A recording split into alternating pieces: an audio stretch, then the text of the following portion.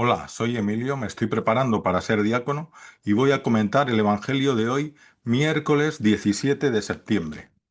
Dice lo siguiente: estamos en un contexto en el que se está viendo que los fariseos y los maestros de la ley rechazan a Jesús, como también rechazaron a su precursor, al que lo anunciaba, a San Juan Bautista, que como sabéis era primo de Jesús. Sus madres eran primas, María y Santa Isabel. Bueno, pues Jesús dice lo siguiente: ¿a quién pues compararé los hombres de esta generación? ¿A quién son semejantes? Se asemejan a unos niños sentados en la plaza, que gritan a otros aquello de: hemos tocado la flauta y no habéis bailado, hemos entonado lamentaciones y no habéis llorado. Porque vino Juan el Bautista, que ni come pan ni bebe vino, y decís: tiene un demonio. Vino el Hijo del Hombre, que come y bebe, y decís: mirad qué hombre más comilón y borracho, amigo de publicanos y pecadores. Sin embargo, todos los hijos de la sabiduría le han dado la razón.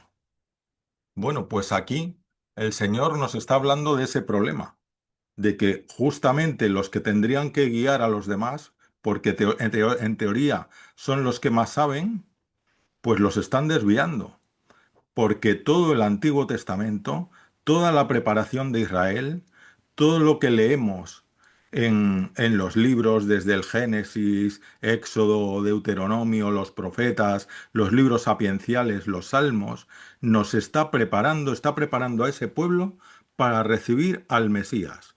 Lo está preparando espiritualmente y moralmente con los mandamientos.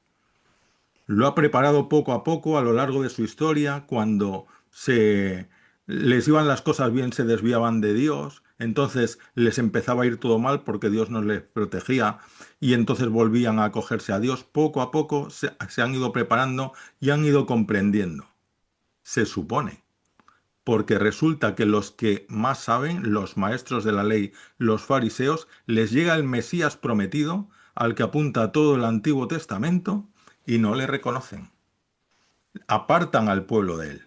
Curiosamente, a Juan, que era un hombre completamente ascético, es decir, que comía saltamontes, miel silvestre, vivía en el desierto, no tenía mujer, no bebía vino, estaba dedicado en cuerpo y alma a anunciar a Jesucristo y a orar, a anunciar que iba a venir el Mesías y a preparar el camino, es decir, preparando a la gente para que se apartara de los vicios, para que se apartara de los pecados, para que así pudieran reconocer a Cristo. Dice una bienaventuranza: bienaventurados los limpios de corazón, porque ellos verán a Dios. Bueno, pues Juan les estaba preparando, los estaba tratando de limpiar para que tuvieran la mirada un poco más limpia y fueran capaces de reconocer al Mesías. ¿Y qué pasa? Pues que el pueblo escucha a Juan y reconoce al Mesías. Y sin embargo, los importantes, los que supuestamente sabían, no le reconocen. Los fariseos, los maestros de la ley, no le reconocen. Luchan contra él, lucharon contra Juan y luchan contra él. Y además, curiosamente, lo que les parecía mal en Juan, que era que ni comía ni bebía, pues ahora Jesús come y bebe vino con sus amigos, con sus discípulos.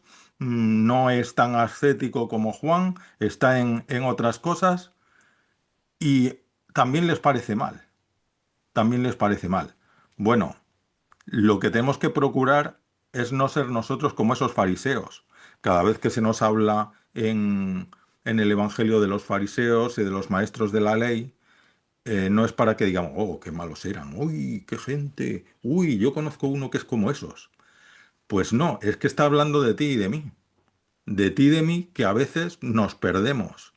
Nos perdemos en cosas que hay que cumplir y todo eso lo cumplimos bien porque es fácil, pero nos olvidamos de lo principal. ¿Y lo principal qué es? Lo principal es el amor a Dios y el amor al prójimo, la misericordia.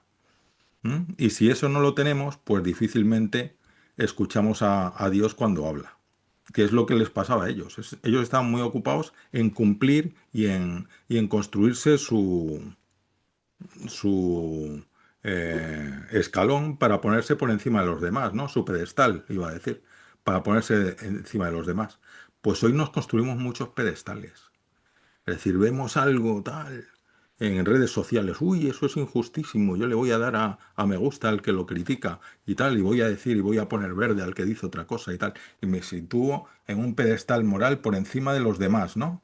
Y así, bueno, pues miro por debajo de mí a los demás, y esos que malos son, ¿no? Esos son los malos, los enemigos.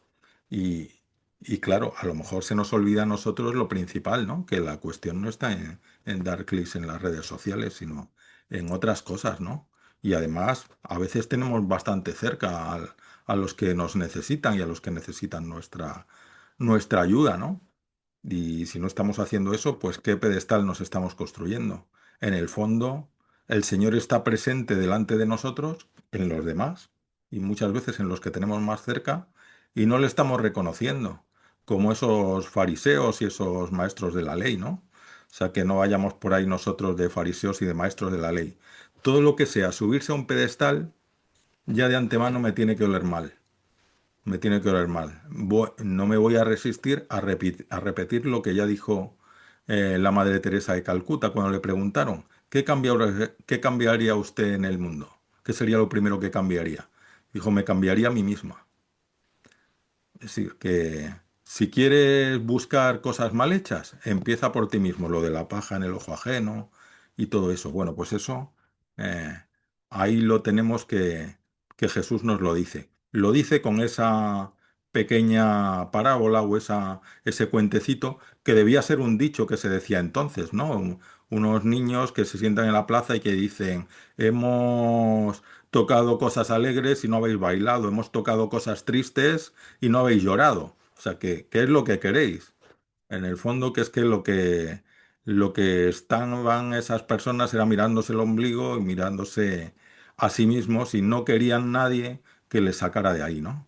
Pues a veces nosotros no queremos a nadie que nos saque de ahí. Y a veces incluso la religión la utilizamos igual.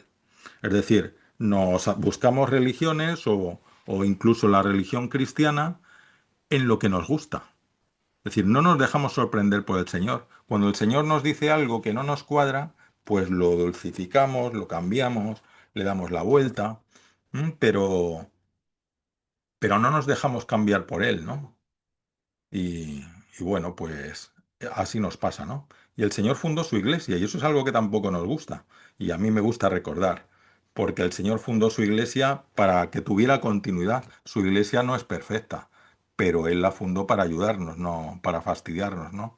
Como siempre digo, pues hay que escuchar también la voz de la iglesia, la voz de lo que nos enseña y de cómo nos ayuda a interpretar la palabra, porque es la forma de interpretar auténticamente la palabra del Señor, con la asistencia del mismo Espíritu Santo que la inspiró y que el Señor manda a su iglesia.